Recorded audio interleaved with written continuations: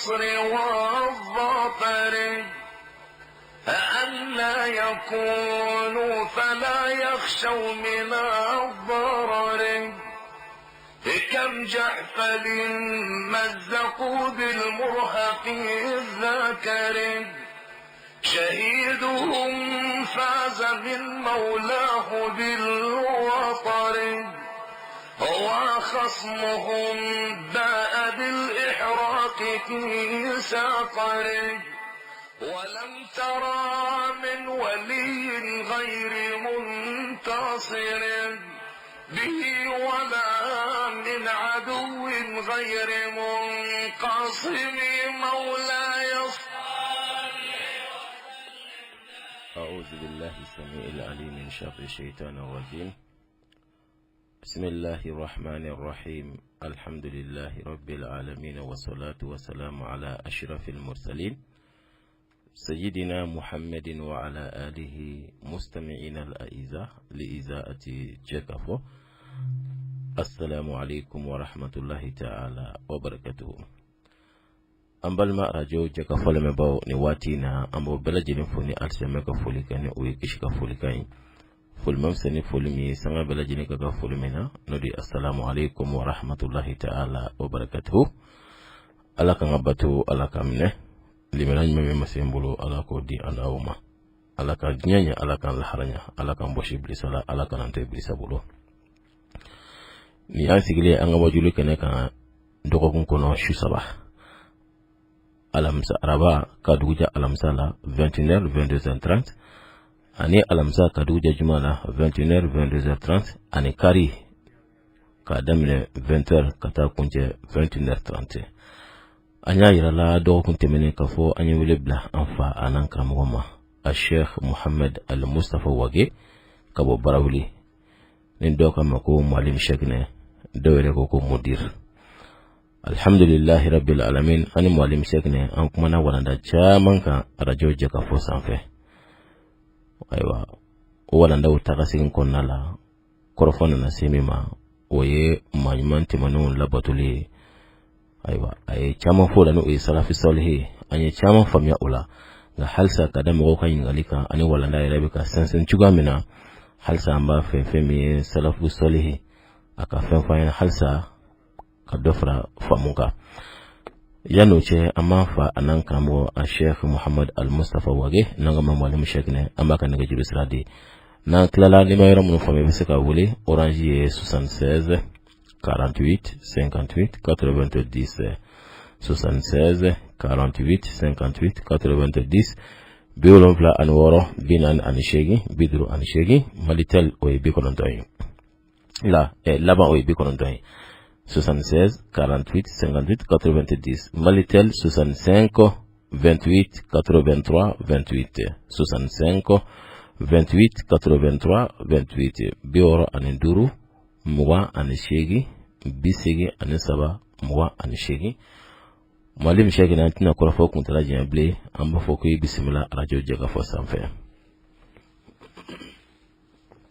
أعوذ بالله من الشيطان الرجيم. بسم الله الرحمن الرحيم.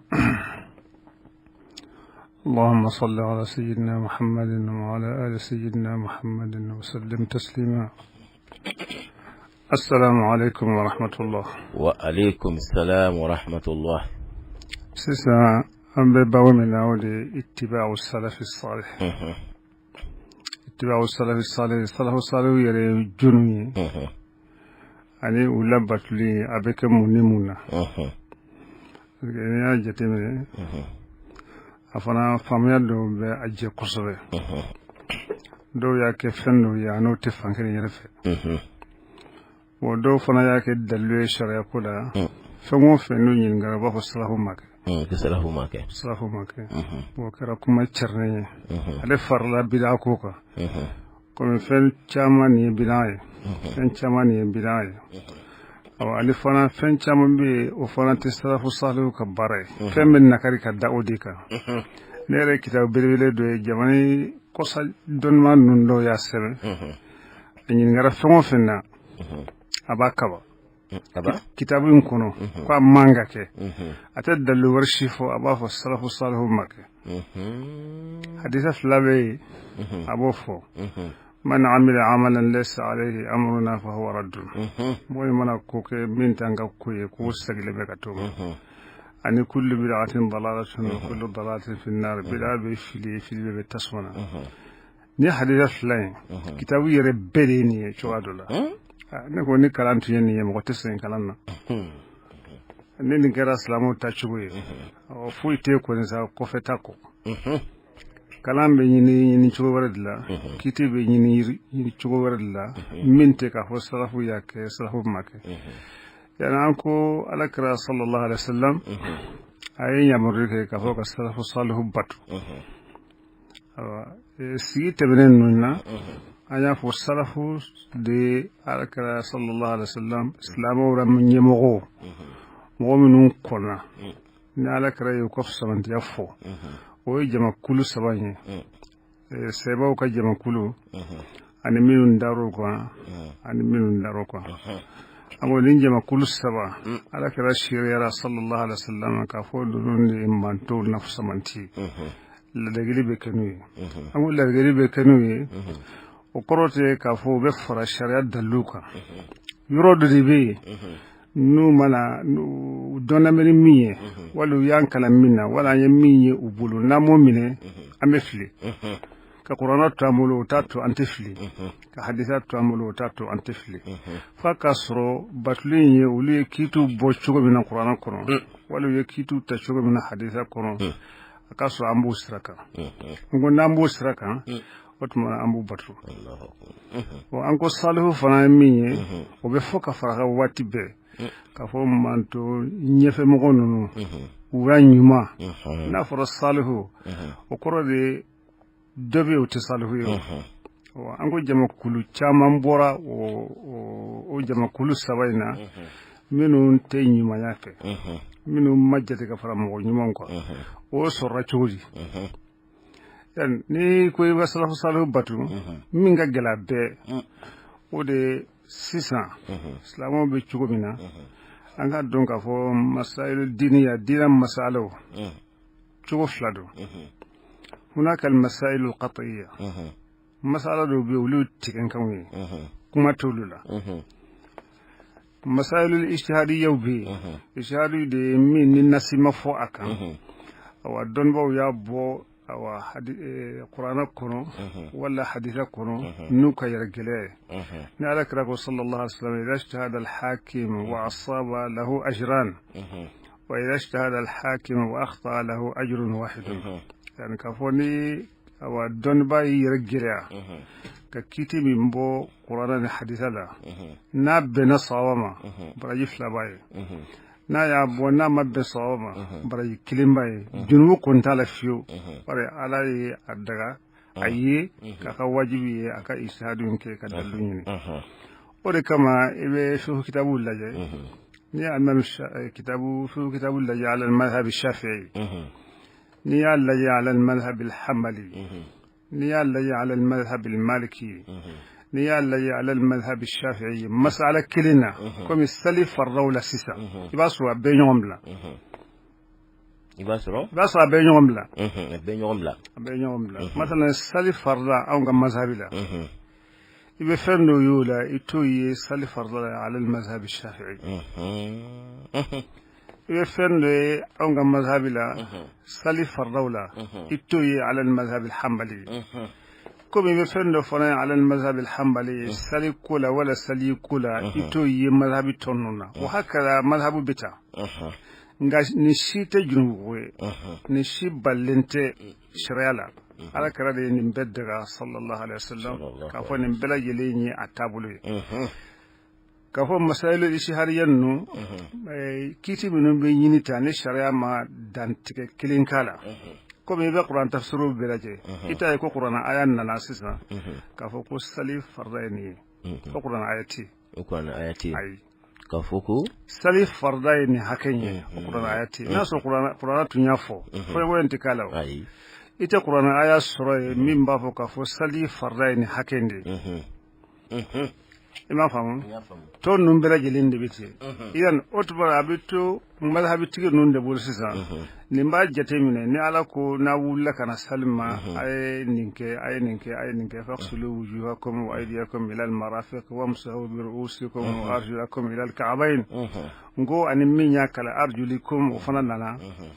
yani ale bina sali farraw bo akono ayen kono ma be hadisaw ke kayere deme yalla kasre ka sali farraw so bo o yorola abe maliki ani almam shafi kalana almam maliki bulu ngubis ga nyogom lan naw ahmad ibn hanbal fana kalana ale bulu ay kalando ka bulu o sebenendo ngawbe nyogom lan naw na surutun te nyogom bla malhabu beke naniwa ayi yar kuma kore mi yo fengo aminu nanani ala de jenani uyi ala kara jenani uyi sallallahu alaihi wasallam salafu salu fala yenyo mbunya oka be jenani uyi mahom ibasro bun ambas ge fenno ke salikura bun masud masoma bun masud de fenno ke bun ambas moke bun ambas bun masud bisiga fenno ke abdullah ibn umar musoma wa hakka abita nin tisika boala bonim da sawo min nana niye ala radio saudi ka fo ale jenembe ni uyi moy manu ke fana o tibe brayiso aka yere gelaka hanna filla braji baye yana am ganga min famo na sisa ni salafu salihu ye nyon mara oka kake balmay oka kake kilinyi oka otma na foranga salafu salihu batu anga batu yoro su kachane men ya yoro fore parce que na mu batu dina mankan flam bolo ni we ni ndombaliya di ma famo ni ndombaliya di we aye mawa bawabi chufo fente benina dasus te sigi te benina aya fo masailu ishihadi yaw yemmiye ni itiadu bisika kula atole me donba ki regela ka kiti do so akono ani masalan masailu qatiyya minni binu yetti ngambarawi ni awa lishihadu tenya wala fiu ayene fo ango bi doni kalamiye hada wa fo ma ilmu tafsir qawaid tafsir an-nusus kodi kanga kala sebo tumba doni jogoyti dachuwe ko mi tumel da kan no chugo mina nahaw be don kasema nahaw kala be sarfu don kasema sarfu kala ye balaga do kasema balaga kala parce que dachugo yere tunye uyiti ibn nahaw don kasema nahaw kalanke be nahaw don dachugo yere fe mara deme mara kan fo chugo mina bona ndeme bona kan fo chugo mina fla deme fla kan fo chugo mina dara kan fo na tumbe ndio Allahu akbar ka tondron ka duma ka utuma donte we dachugo yi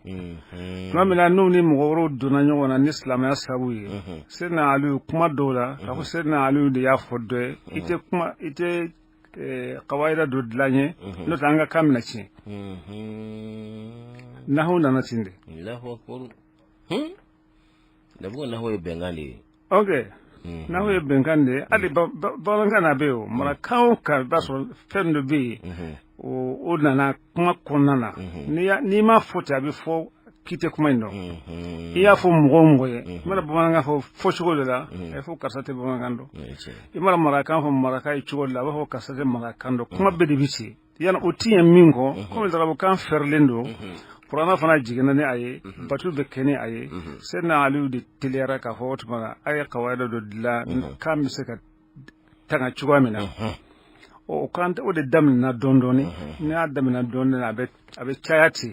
fo kana ulumul balagha bu kono no bulu fra chamay abe sorrata damne na tunte ko be sebeni nana tobi tunte sanko sigiri o tunte o ko fede o nana adona ka fo ni o fongo fe make abna ni cheni ni rabu kanu chena aslama be nyami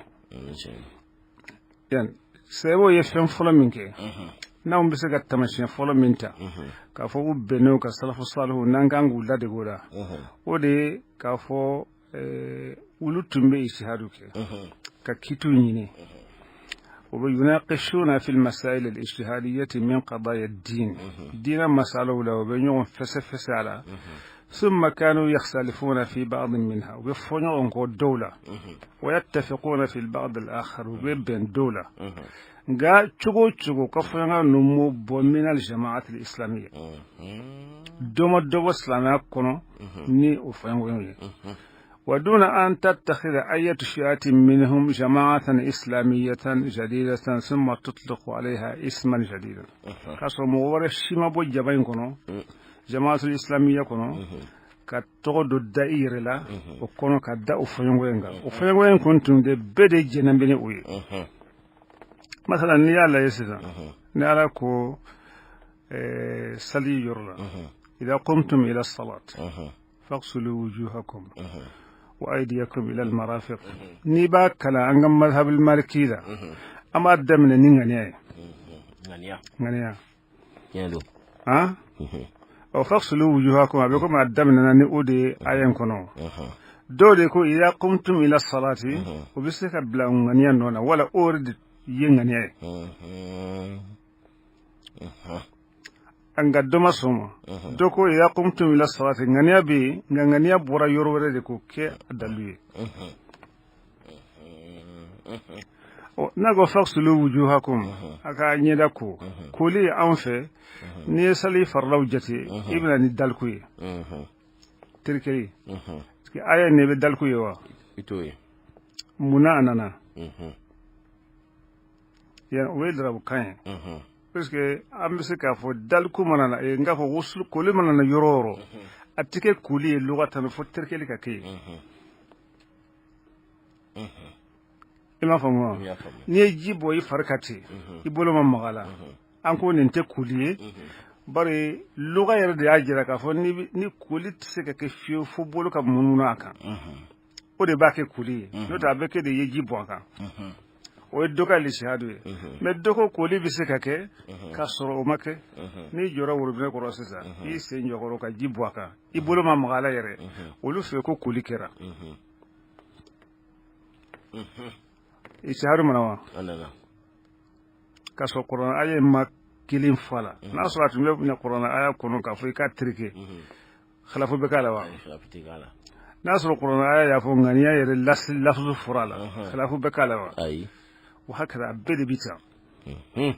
مشيتي نيد وفي يا رود باني كو كراتا أغادو مسائل الاجتهادي عن المسائل القطعية كيلونتي قطعية يمية نالا كرا لا تقربوا الصلاة وأنتم سكارى حتى تعلموا ما تقولون أكن جرسال لك أسكر لندو فقط أبي مينفو أبلن نوافو المسائل القطعية تارو برتنونا ناكو إنما الخمر والميسر والأنصاب والأزلام ريس من عمل الشيطان فاجتنبوه تارورتنا وهي مسائل قطعية جميع من نيوتوي هذه هي المسائل الاجتهادية سيباو من في كوغلين نمفوي كي سيباو نيونج أو أنا فوسي كامرا نقول إن كرا على كرا يرينينا صلى الله عليه وسلم akira ala kira kofe sebo nyina benaka akira tabiuna akira tabiuna ya nolu bena oka kafu anna al masail al ijtihadiyyah al mukhtalafa fiha atibbe mo ka foyen wakala atibbe mo kan nakarlikala uluma be oka sawa otma ni mo minun nana sisa ni be salafu salihu batu odum masala numbe ebe munke ya jere ni ba ifa ba Allah batoke ni ma so ngalo ite salafu no fe ha ite no fe salafu mbe salafu no fe atamashien folde yoyo salaf fo ngwa binun kera salafu ka watla no bena oka mankantunti mazawi ko kurawore maboka fo ni karsani kasati kilinya masalan akake mo mi yakunutu kala ni mo makana usalla misri kelengono mo mi bismillahir rahmanir rahim fo animin ma fo be salla misri kelengono mo mi aywa ato tige korsa ruku ni sujudi la ani min ma korsa no ko nta korsa fo dore fonka ato fo akbar tahrimatul yani takbiratul ihram kili usalla miskin kono وهكذا نوني مسائل الإشارية بهتا يتشغو يكا ngama balmache ama misrufra ama fuike sebe oni yonje yana aw mana fo ambe ittiba salafi salih ke abidamna ya uliya ga chema fana ka kiti na makiti okore anna ni kukura dina wole ka bongo mo chambe bida ko fo ere bida ko no parce que ni mason ni nema e bida tigi nunu ka da madaka nin kan ubbenin du tin yogola ce wani yarde ala koyre fana ala ya dabo nin dikama taru situra Allahu akbar yan kulu minun nana nan ko kulu chaman nana parce que mo nyimo nga groupe nana chobina mo nyimo be bora shara ko na be bora nin kulu sabandi la foro minun sira ku ladige ulu nyana ka farauka nganka don ka fo salihi ko yoro la aba famu ka fo doro bele bore minti uli o minu yalu ka se ka dan fara ka bonyona to flama ke yo ni ala ko huwa sammakumul muslimin ala de yan to da ka fo slamo yan to wora shiti anga dina na slamo ko ay enga to wora shiti ay wala may suna mo wele o ti awyo ne ko ne mingala ne tore shite ni islamay ko huwa sammakumul muslimin tawfiti ko Allah fenko ibn qayyim ko ka kitabu la fi madarij salikin ko ala de yan to da islamo ko to shitina min yan to ni muslimute Allahu akbar iballa ja kono abi ala ko ma chawon fo net tanyere blula ga ko to de ni wasammakumul muslimin ko ala de yan to da muslimu ko ante to shisro min kafsani muslimu ko so be yan otmana minu ye to daw yere la o lu cara kuju do ba fo ayrma jabriyo do ba fo ma qadariyo do ba fo do ma murjiyo ay fo do ma rawafidu ay fo do ma mu'tazila ay fo do ma num bela jelen folo de khawarju ida fongo fi to da ayere la olu benu to torasisa ngamino ko ne nakra chugo chugo ambe islam kilindi kono olu de kera wa fodi ma ahlus sunnati wal jamaa ebe ko infamo me ga famia ni ya famu minu ye jonfro to soro u yerola olu turati o bala saw utala saw unika junubu do unika fendo ko islamo yuflenga islamo to benat to bakire minka ni bebo kono hum ahlus sunnati wal jamaa ya niyo ke madhhabul hanafi mo ba kono madhhabul maliki ba kono madhhabul shafi'i ba kono madhhabul hanbali ba kono o bebe nin kono o bebe nin kono o bebe ahlus sunnati wal jamaa bebo kono o bebe nin kono parce que côté odelo ibo blami minu ya hakilla dotta ka daw yereka o de bora ahlus sunnati wal jamaa kono wa ahlus sunna wal jamaa fana manatimu pare ala kala de bankutu sallallahu alaihi wasallam ka fo mo minum be ale taka minum boka ako fi'atun najiya bebe ki yere negeni mi fi'atun najiya bebe ibna ko fi'atun najiya ko jama kulu kisile e bo fo jama kulu mi ma otunteyo no tunteyo bisika damle sidan ayi puisque a ñimaw de tibena ya ahlu sunnati wal jamaati de be belabo madhabi côté ta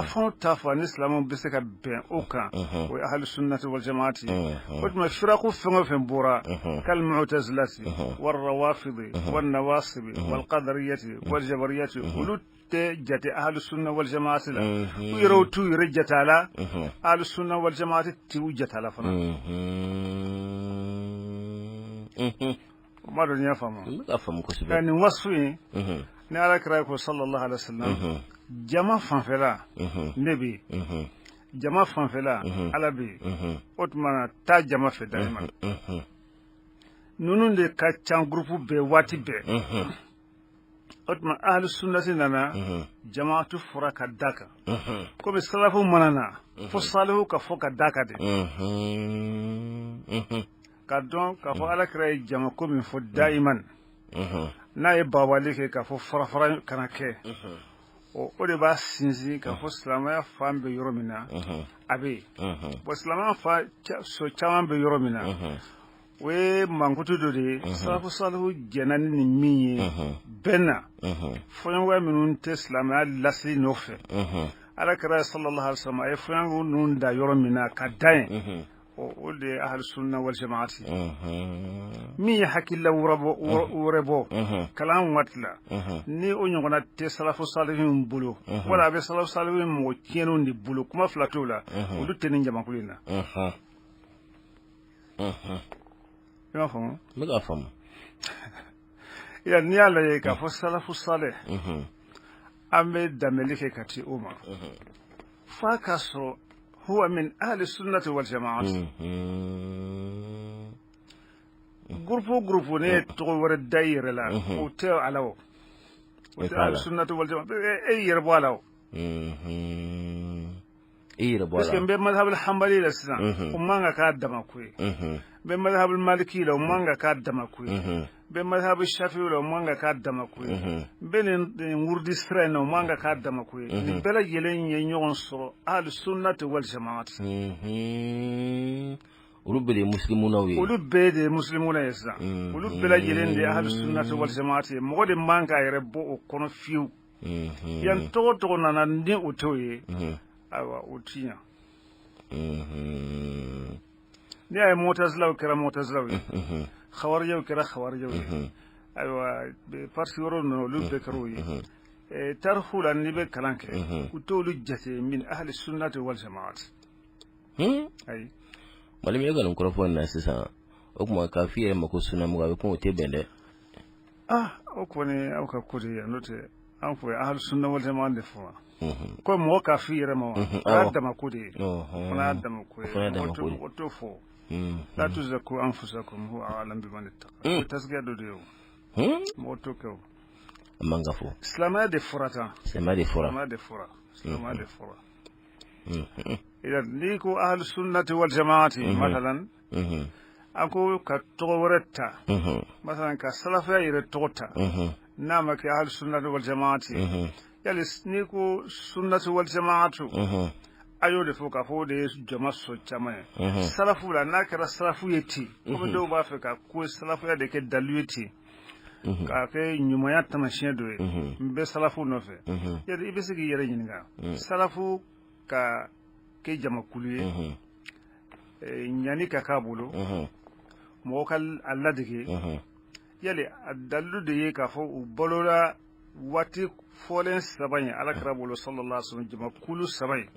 u balola o kono o de do wa o to mo sorra o kono o be salafu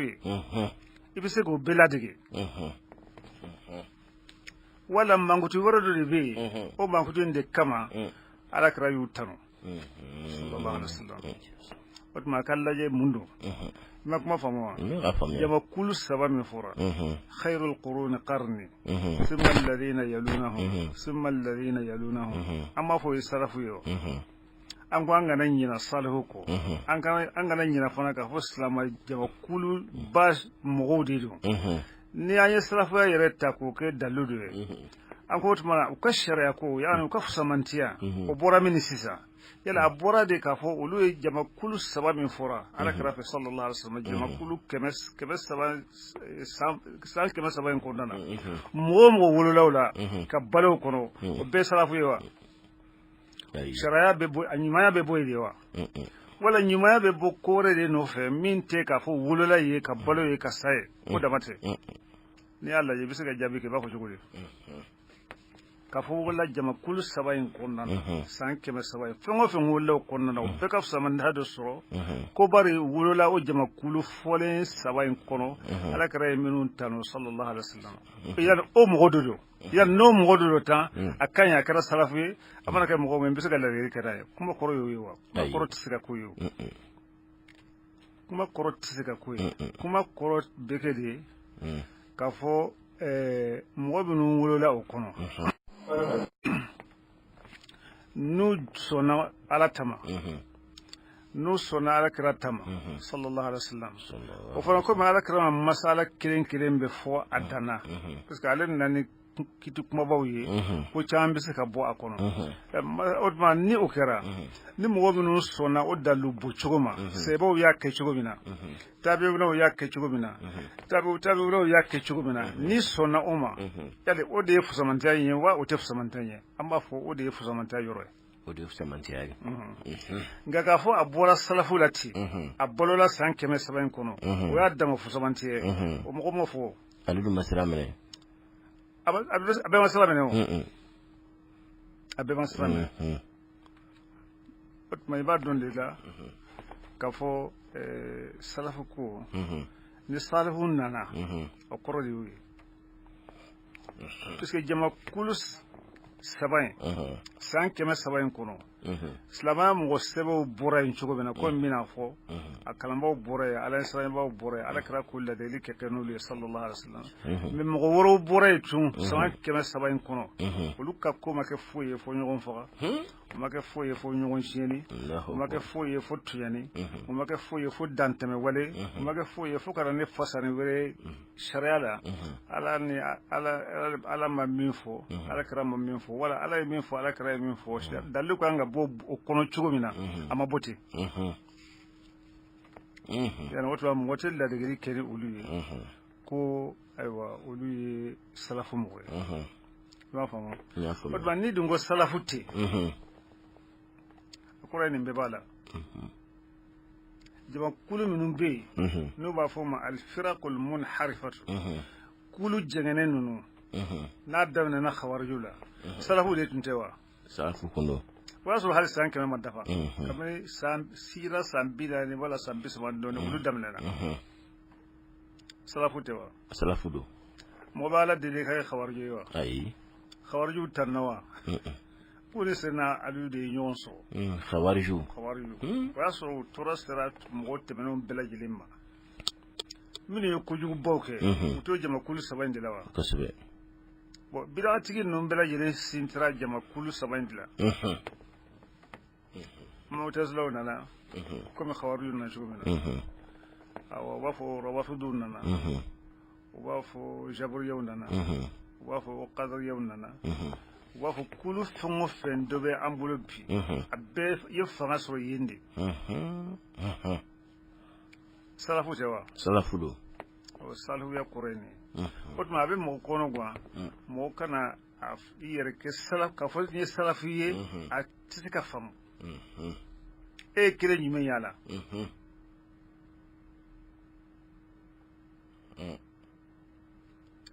ni ko te ne salafu salafu solehu de wa salafu tolehu de don umadon o asira don o korore ka fo kuma min yere be fo o yefille anya fo kuma temene nuna go salafu salu batuli akore ka fo ame mazhabi tigi minun nofe mazhabi nani ulu be salafu mowe ulu salafu donbawye ulu salafu alansranya bawye ulu salafu mo nyimoye ko mushahiru ya dafalendo da degri be kane oye mo bo kelen min nofe be ala nofe be ala kra nofe sallallahu alaihi wasallam kuma flatola ne mali mo mun ba fo ko almam maliki ni dine nyami ulu masalafu de famia ja utadon ntoni salafu famia ka dati soni mablo utadon fiu utadon ba ko dile mo ulu de kuma kade ulu de kuma kade ulu ntoni kuma ko ni jele no era de woni kuma jele no boy ni amam maliki bo salafu re babla bini le Ahmad bin Hanbal bo salafu ala ibabla mi le Shafi bo ala ibabla mini salafu binum be ni salafu mo suwanti yalundi ala fa sallallahu alaihi wasallam ako khairul qurun qarni thumma alladhina yalunahum قرن فرو منهم برولا وليس بوي منهم برسلنا ويتابعون منهم برسلنا ويتابعوا تابعين الممناني بان بيبو دي كرو يا كلهم من السلف مو من في وياتبوا سيسا كوبني كوكرا تشوادولا ويكو تشاماني على كفر نيونكا politiki wari ko ani fengoro wala otuma ko focus wa do demsenun kunna ka ko bebse ga kiti ta qur'ana ni hadith la du en galonde woshi mofo wajibi do ikamba sabdo de mine asaba wajibi do abi fo an fere da jamanu be tisika fo olu ka mazhabi mi be kiti tigene ude ni ma kiti tigeno e en ko de be nyona mali man fana be ka mazhab be de do nyona ya wote waji uyo nyine an kama de odi buga ko rebe nyagami uya nyine de uya fella nyine ndi mino mbabe ka mazhabi ko fakate ka ko mazhabi ko rekate ulu ka dodlano na ko be ulu hakilite mo chamano ala fendo be dangana do be ni ki be pan ulu kuna abe ko mi ni hakilite nyon fe ni mo ben ki be mazhabi ko ke uchuwe hakilite tife ita kalamba so min be sekake yalo na falo côté fanga côté kalamba shite mimbe saka la hadar nyona dlabi ayi mazhabi shila kuma te kitabu toma yana o la hadar nyona be mazhabi belajele mbuluti ne ko mazhabi tibu to kana fo ibna mo fo u bellaga la goshi kunde yoyo comme ko hakki dogo ya fana bulu ta don ko tisika kede ko tisika ke dangana do be ni mo men ki be pawlu kuna dem sen ko do mal be kaka ala islaman natini ni mazhabin nanin kutui mazhabi tumeta fo tan kola min donendo ka fo de mazhabi do ene dura do dana wiro kiloma do tadana ala de ya kanuni nanin katui wannan fana be tuy de fo kata se jinya wulimo ko sobe falen sitola ay mo shisse ka dore blano fa se ka ke warti se ka ke parce que kalam mi yake o tisro mo wore bolo fo fana ka famu otba ni almamin nanin kera salafu salwe ulu be salafu mogola mogo binu mbulu nofe o kera shoku yesawo ye fon fen to dawlawo ika doni kalambaliate ka fo lute kiti shifo na asro amabo aborola shara bukanga boro mina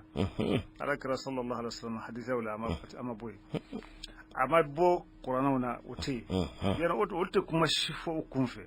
tofo hannu ye filla ala yuka filike baraje hannu filla mo be mana ummine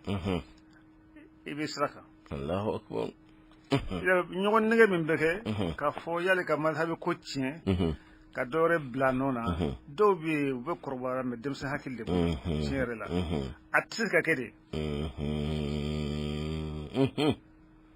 atika ke nyanga kalan shara kitabu fongo fellaje uma balika ho mo ka ke mushriye mo baliwo uma balika ho mo ka kalan ka sia nga afora de atika kede tu e kale ni mo kilen be kalande min ben nun nofe o nyongona be bo ni sisa kala ere baningo nga tieni kala be ni ndesro ka do demsulun kunna ala ya fo ala kala ya fo sallallahu alaihi wasallam ulu ya ke chugo bina modo an fana ka kete o ni kuma ani de kuma o de pare mo mazhabiti nani mbesi foyon wa manka ki ni mo mbu batu ni boro ya ni qur'ana kalambulu la qur'ana kalambulu qur'ana kelentewa kelendo kalambulu juli bala kalambulu wulon lambala ba fo bi mutawatiru kalambulu sababe ba fo mi mis halendo be qur'ana mutawatiru nunka to kalambulu tanya waya ba qur'ana na wa ay otuma fo misru fanga nyon gosho kalambulu bulu fura no fewa ni akala ni na ni be kala ni akala ni be kala we ala ko do de wa ay kalambulu ngorami aga mazhabi cikin nun kon to be fala we to fo de lata shima buala kara koka sallallahu alaihi wasallam shi tisi ka buala kara koka shi mo kanu shi ma daka mirola ay kuma si tɛ fɛn o fɛn bolo ni a tɛ danbe ka ni a tɛ danbe ka taa Alakira sallallahu alaihi wasallam kalanbali de t'a dɔn yan kuranɛ min ye kuranɛ kelen ye kalanbolo 6 kalanbolo 7 kalanbolo 3 farala o kan u b'a fɔ kalanbolo 7 fɔlɔ in k'olu ye mutawatiri ye u b'a fɔ kalanbolo 3 laban in k'olu ye sahihu sahalen don ma fila t'a la a ma kɛ taɲɛ wa kuranɛ kelen a bɛɛ mɔna jɔnni na rasul Alakira Alakira kɔni t'o ye o tuma olu tigiw yɛrɛ y'o dilan wa olu yɛrɛ ye kalanbolo in fɔ wa ayi ma kalanbolo in fɔ ayiwa an balimaw halisa u tulo bɛ radio Jɛkafɔli mankan na ka bɔ Korofina Nord maa min b'an bolo kɔrɔ o ye an fa an'an karamɔgɔ ye n'o ye Muhammed Ali Mustafa Wage ka bɔ Barawuli n'an bɛɛ kama ko Mualim Cheikhna dɔw ko mudir a b'a la ka kuma fɛn min kan o ye ittiba o salafi salih maa ɲuman tɛmɛnen olu labatolen ka se k'o faamu cogoya min na nɛgɛjuru sira ye 76 48 58 90 Malitel 65 28 83 28 وهب لنا يا إلهي حسن خاتمة وهب لنا يا إلهي حسن خاتمة ayiwa an balima radio Jɛkafɔli lamɛnbaaw an labɛnna ka segin ka don kumasen kɔnɔ kokura an y'a yirala k'a fɔ maa min b'an bolo kɔrɔ o ye an fa an'an karamɔgɔ ye a Sheikh Muhammed Ali Mustafa Wage n'an bɛɛ kama ko Mualim Cheikhna dɔw ko mudir a b'a la kuma fɛn min kan o ye ittiba o salafi salih nɛgɛjuru sira ye 76 48 58 90 76 48 58 90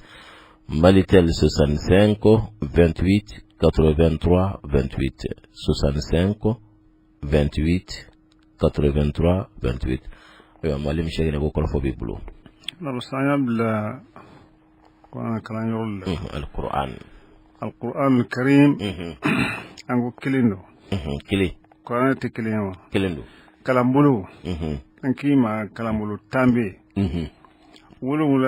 u b'a fɔ ma al-qira'atul mutawatira o kɔrɔ ye di kalan min ni a sabatila ni fɔɲɔgɔnya si tɛ a la fiyewu tawatur de ye fɛn min nana na cogo min na mɔgɔ tɛ se ka sigi a la o bɛna sɔrɔ n'a fɔra kalo yɛrɛ cogoya dɔ la u b'a fɔ tawaturu kɛra a la a fɔra fɔ cogo la kuma si tɛ ala fɔ tawaturu o kalanbolo minnu nana kuranna fɛ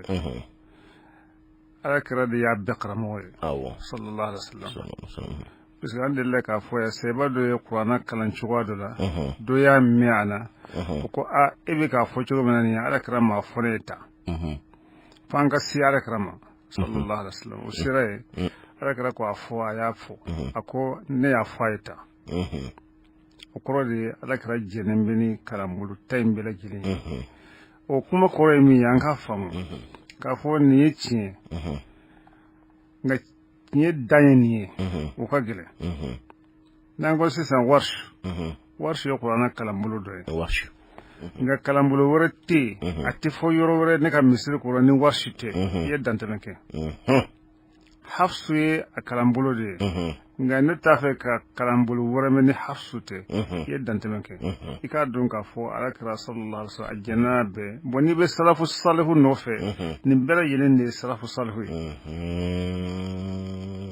a man kan to an ka lapasali kɛ u ni ɲɔgɔn cɛ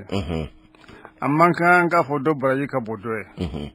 a man kan an ka jɛn dɔ ka fɔ dɔ kana fɔ sanko musaba ka ɲɔgɔn dan minnu bɛ kɛ f'a ka fɔ tan de y'a dɔn u bɛɛ nana kow la kɔsa in na olu ni a kɛra ten yala an bɛ salafu salihu kɔ wa an t'o kɔ bon ka jir'i la k'a fɔ kalanbolo 10 min fɔra nin ye a bɛɛ ye salafu de ye Nafiya o min n'an b'o ka kalan na yan n'o ye warshi ye o ye u k'a ye kuranna minɛ mɔgɔ 70 na tabi'unaw na o de tun bɛ Mali la misiri kɔnɔ Alimami Maliki ye warshi minɛ o de la o fatura hijira san 169 o b'a fɔ Alimami Nafiya Ibn Kathir o bangena Maka a fana fatura hijira san 120 i b'a faamu san 120 abe salafu la wa taala abala Abu Amr al-Basri o fatura wa hijra san keme ani biduru ni nani afana bangana Makka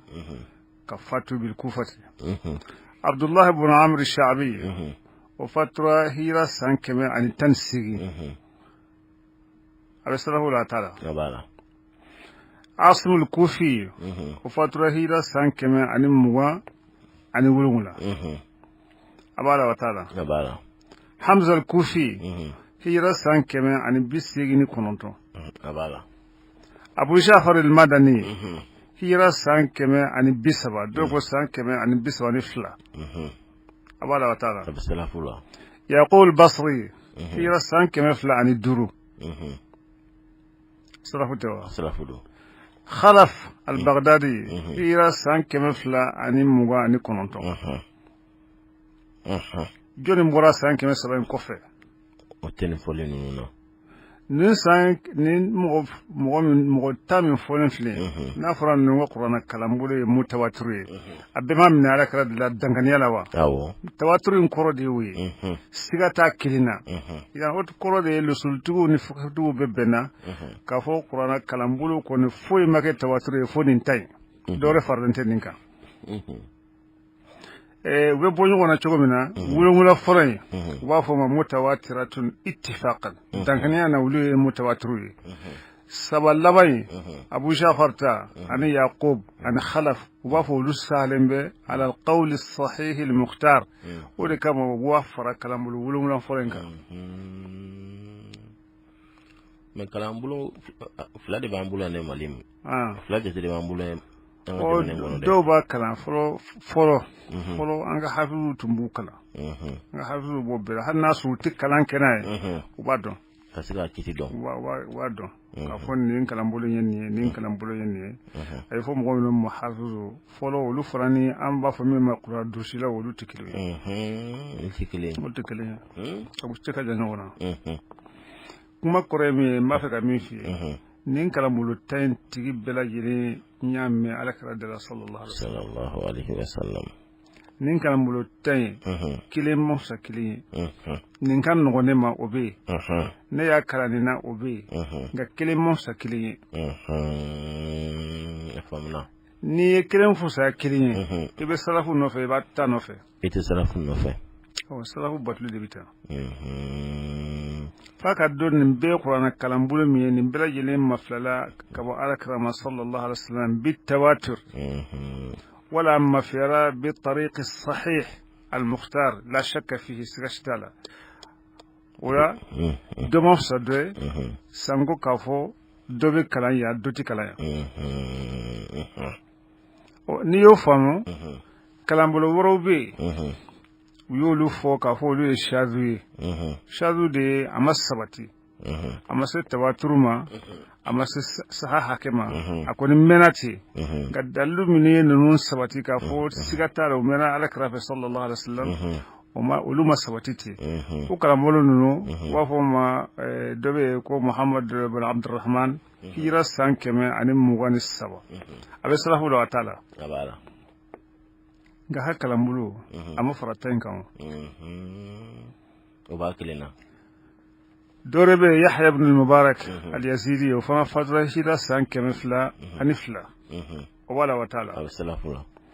Al-Hasan ibn Abi al-Hasan Yasar al-Basri hijira san 110 o fana fatura la Suleiman bin Mihran al-Amash al-Kufi hijira san 148 nin kalanbolo naani bɛɛ bɛnna fana k'a fɔ ninnu ye shazu ye a tɛ bɛn mɔgɔ ka kalan kɛ ni ninnu ye yɔrɔ jumɛn mɔgɔw don n ko dɔ bɛ Kufa ayisa u bɛ salafu la u bɛ salafu la u k'a fɔ asafo u bɛ salafu la u tɛ salafu la jamakulu saba min fɔra hijira san 123 hijira san 202 hijira san 110 hijira san 148 jumɛn bɔra san 300 in kɔfɛ nin si ma bɔ san 300 in kɔfɛ nin bɛɛ bɛ 300 in kɔnɔ bon n'i y'a lajɛ 10 de taara ka fɔ siga t'olu la nin naani tora a danna u dun ye salafu mɔgɔ de ye i n'a fɔ ka sin ka fɔ n ye salafu mɔgɔ ye o ye fili de ye ni min kɛra shadu ye n'a ti bɛn mɔgɔ ka kalan kɛ n'a ye o ma bɔ salafu de la wa mun b'u ni nin cɛ to ta in tɛ o tuma kuma bɔ yɔrɔ kuranɛ kalan cogo in na a se cogo o de y'u bɔ ɲɔgɔn na sisan yɛrɛ o tuma diinɛ fana ko min bɛ ci o fana bɛ o bɔ salafu salafiya la ni mɔgɔ bɛ diinɛ faamuya cogo wɛrɛ la min tɛ u ka faamuya ye o sen t'a la o tuma ka se ka kɛ salafu kɛ dalilu ye an k'o de la salafu daliluya tɛ ɲa i m'a faamu o de ka surun kalanbali bolo wala mɔgɔ min b'a fɛ ka tiɲɛni kɛ ni madhabi ko lagosili ye n'i ye fɛn dɔ fɔ ko salafu ma kɛ n'i ye fɛn dɔ fɔ ko salafu ma kɛ wa a kɔrɔ ye nin kɔrɔ si t'a la ka bɛn kɛra min kan silamɛ yɛrɛ ti yan min k'o tiɲɛ kɔ n'i bɔra o la nin tɛ kuranɛ kalan bolo ye n'i bɔra o la n'i ye hadisa ko lajɛ n'i ye hadisa ko fana lajɛ i b'a jira k'a fɔ ko asabu sunan yani hadisa sahalin wɔɔrɔ u b'a fɔ ma hadisa sahalin kitabu wɔɔrɔ minnu sahalen bɛ hadisa kitabuw la n'u bɛ tɔn ye u t'a fɔ bukhari wa ka da ye bukhari ka kisaw fɔ yan ka fɔ huwa min salafi puisque n'i y'a lajɛ bukhari ka fatuli kɛra hijira san 256 a bɛ salafu kɔnɔ a t'a kɔnɔ bukhari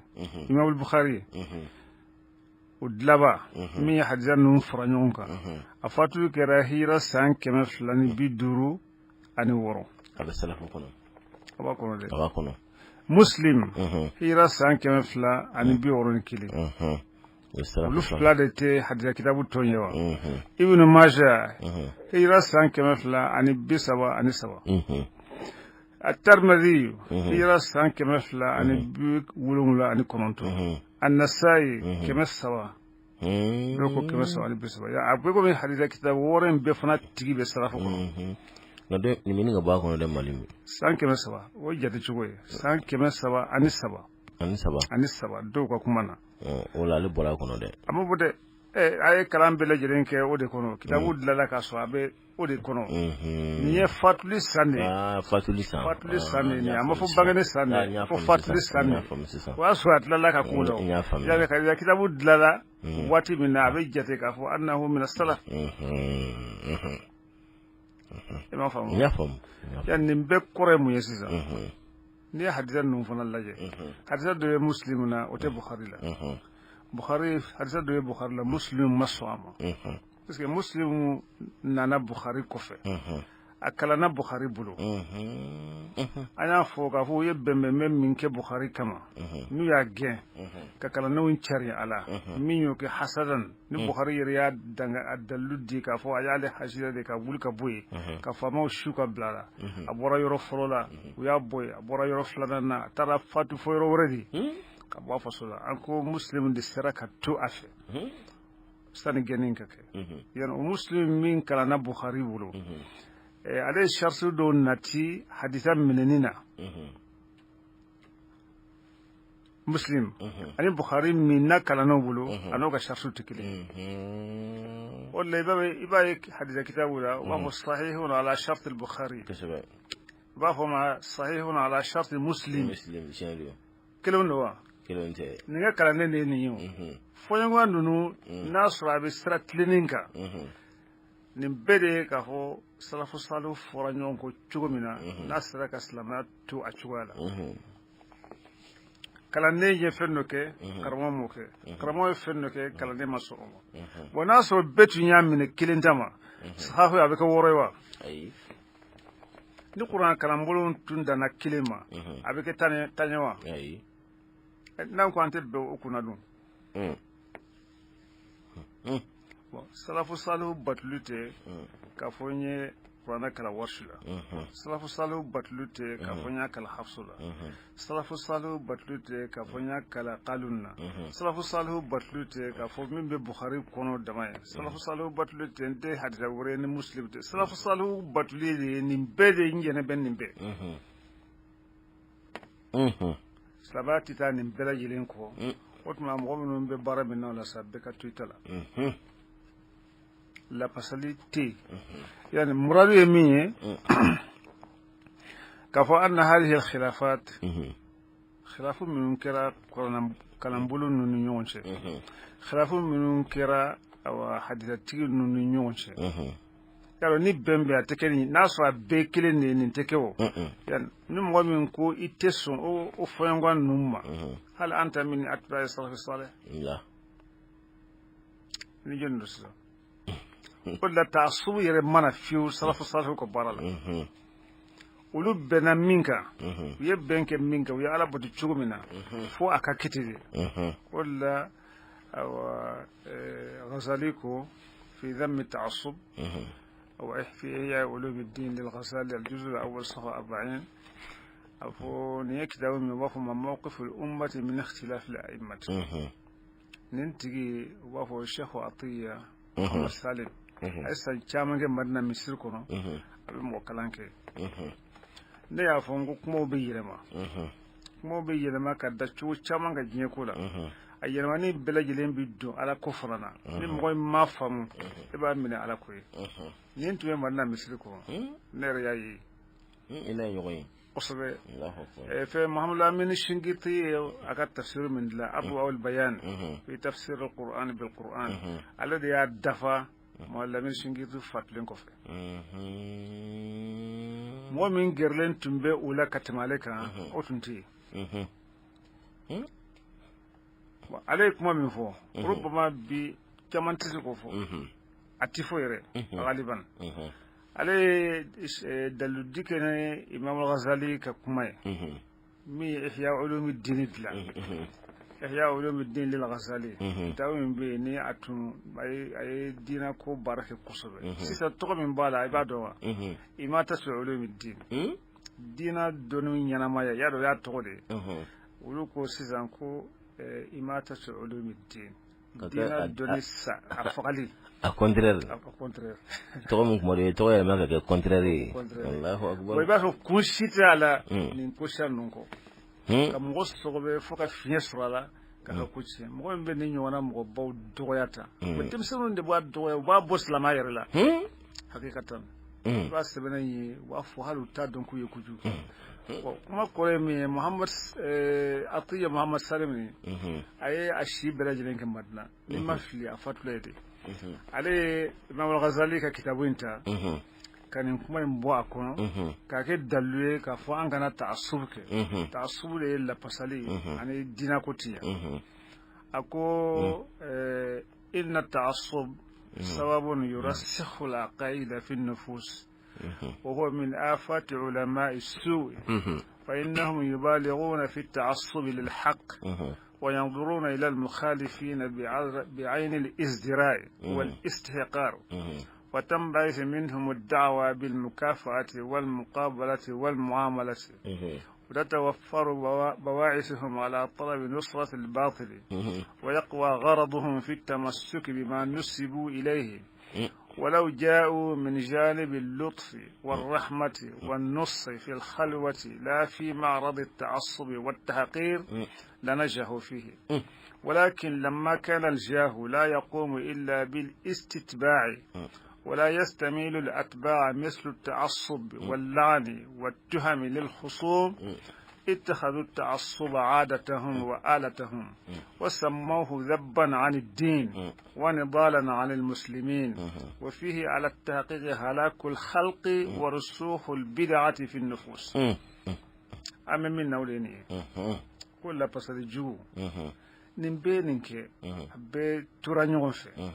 موما مصر بلا موما بانغا سلام لا مولا موما بانغا سالي مو شورا موما بانغا موكا سافنتي ادي اما موما بانغا مو بويا ما سابتو يري لاجيكي وكال نانيو في شوكومينا وينيو بويا شوكومينا اني سادو لوكانا مو منون تمونيا اني مو منون فورا او كوفي فنا فما فنتاتي على كوي فوينغوا ماكي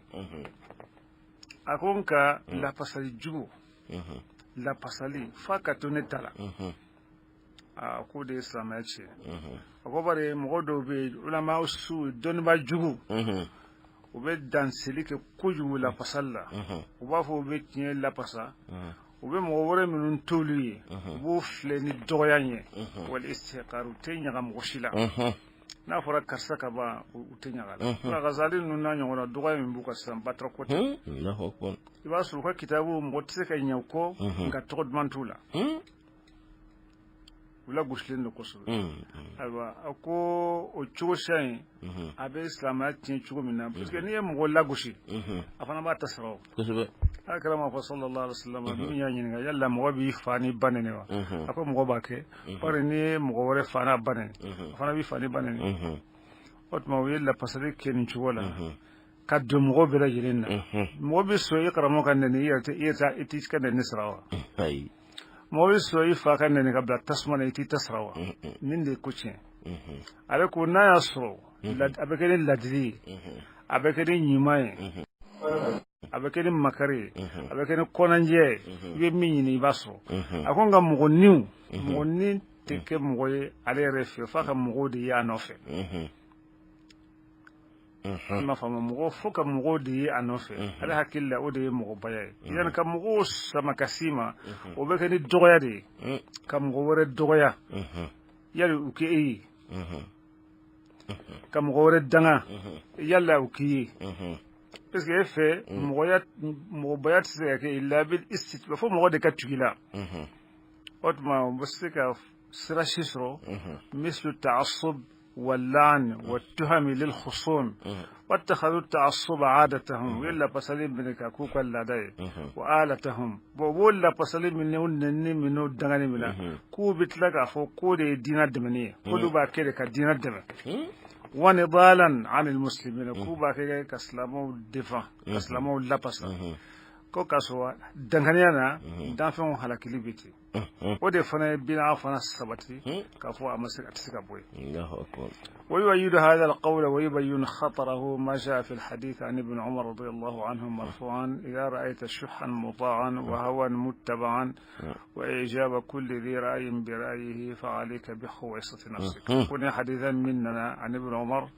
نالك رأيه صلى الله عليه وسلم أني بخليه بك بخليه دي بطوي تسكي يربو أبولوك كوكي عليه ani ni dungo be tugulen mi ni dungo ko ani be kabalen be ayre hakilla hotma kiki yere nyini bari ka ko ikal dadi tisika mo godlatu na harama den kerate ka ba afrika tu hotma wala pasalin akode islam kulu be fara ala dunya alla gushi ko innal ladina farraqu dinahum wa kanu shi'an lasta minhum fi shay'in inma amruhum ila Allah ثم ينبئهم بما كانوا يعملون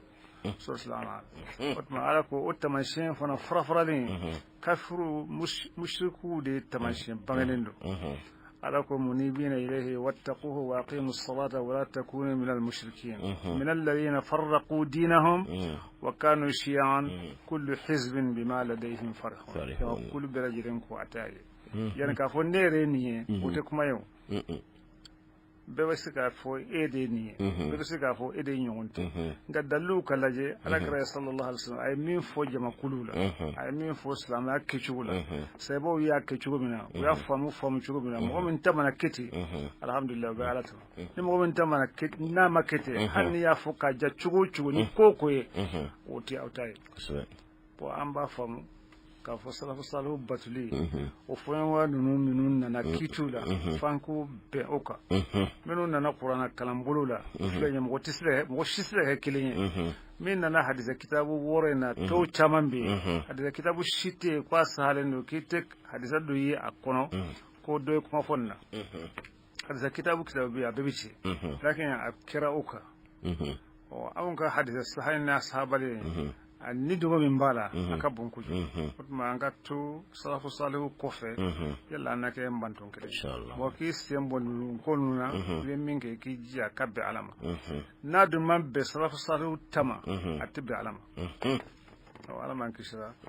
o ye ko wɛrɛ de ye ala ka hakili ɲuman d'an ma assalamu alaikum wa rahmatullah wa alaikum salam wa rahmatullah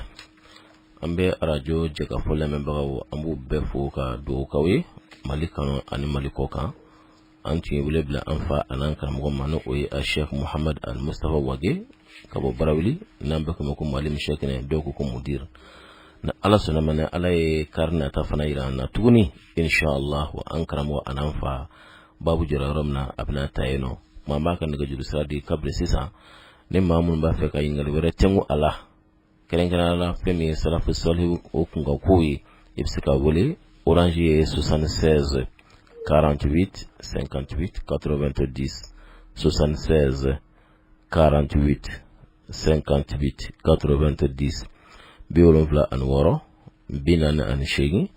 bidru an shegi bikononto 76 48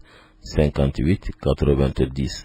Maritelie 65 28 83 28 65 28 83 28 Mamu kira sababu ka kuma sangorata okra Muhammad Kamara ko baranyana. Wassalamu alaikum warahmatullahi ta'ala wabarakatuh. Ya ilahi husna khatimatin wa hab lana ya ilahi husna khatimatin.